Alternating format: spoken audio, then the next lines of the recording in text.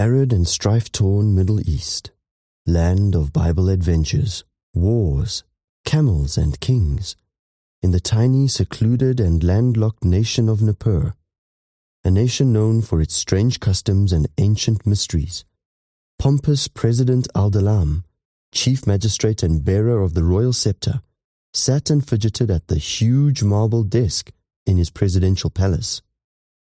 An incredibly wealthy oil sheik, President Al-Dalam always wore a long, diamond-studded purple robe, gold rings on his fingers, and a very impressive silk turban on his head. He loved being his country's president. He loved being rich. He loved being powerful. But he couldn't concentrate on any of those things. His mind was too flooded with thoughts of becoming even richer.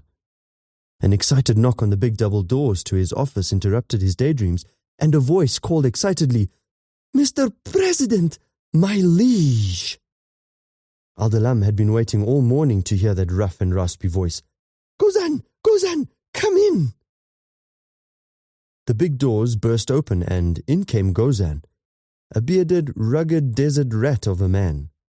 Al-Dalam imagined a small cloud of dust escorting his assistant into the office. Gozan always seemed to have a common man air about him. Gozan removed his big straw hat and made a hurried, "Oops, I almost forgot to bow." "They have arrived," Gozan reported excitedly. The president rose from his desk, arms reaching heavenward in delight. "Ah, at last! Dr. Cooper's expedition is finally here.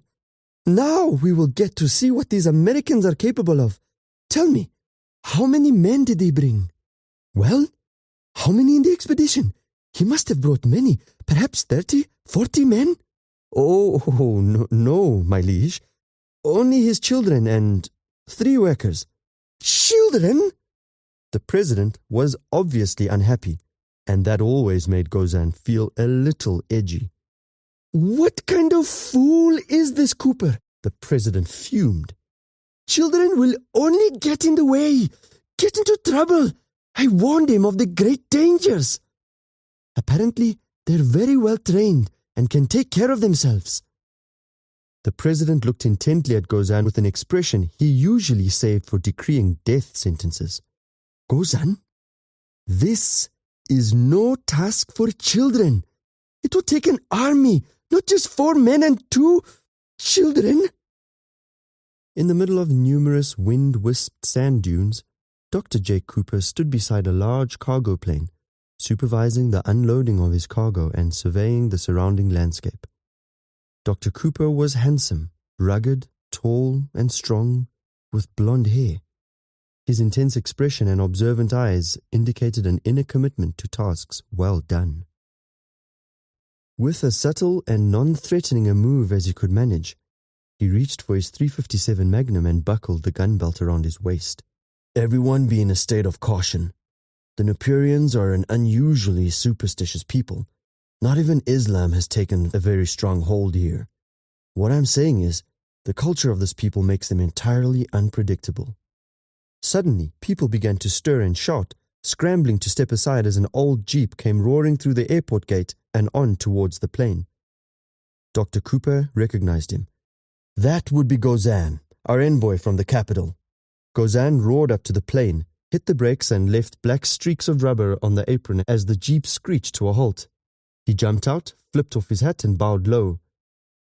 "Greetings to you all, and welcome to Nippur." Dr. Cooper introduced the eccentric character to his crew and children.